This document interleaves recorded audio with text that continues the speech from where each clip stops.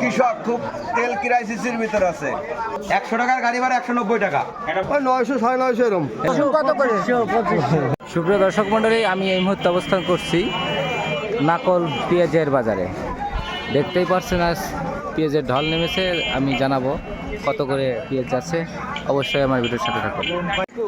দর্শক, প্রচুর পেঁয়াজ এসেছে। যে আমার ইমরান ভাই আছে, ইমরান ভাইয়ের কাছে শুনবো। ইমরান ভাই, কত করে যাচ্ছে পেঁয়াজ? সম্ভবত 900 থেকে 1000। 900 থেকে 1000।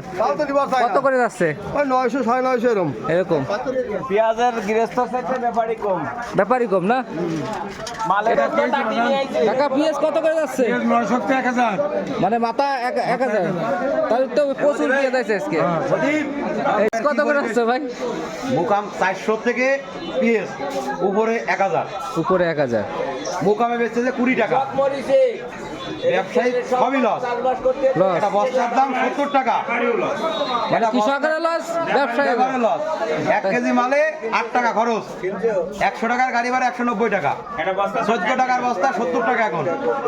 বর্তমান যে পরিস্থিতি দেশের, তাতে করে ব্যাপক সমস্যা আছে কৃষক। বিশেষ করে এখন হচ্ছে মানুষ কৃষক খুব তেল ক্রাইসিসের ভিতর আছে। এখন ওই তেল চড়া দামে কিনে সেচ প্রকল্পের মাধ্যমে পাট চাষ করতে পারেন, পেঁয়াজ আনবে তো গৃহস্থ। কিন্তু যে সকল ব্যাপারী তারা পেঁয়াজ কিনতে যায়, ঠিক আছে।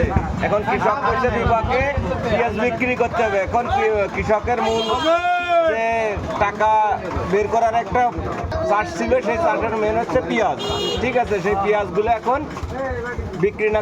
তো আজকে বাজারে প্রচুর পরিমাণে পেঁয়াজ এসেছে, যে আমার দোস্তও চলে এসেছে।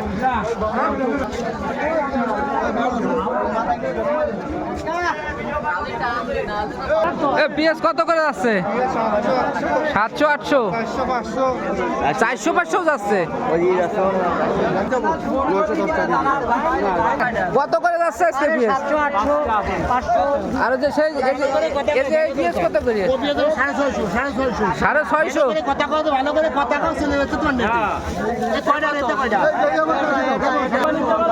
কত কত করে বেচলেন? না আনলেন কেবল কেবল আনতেছেন?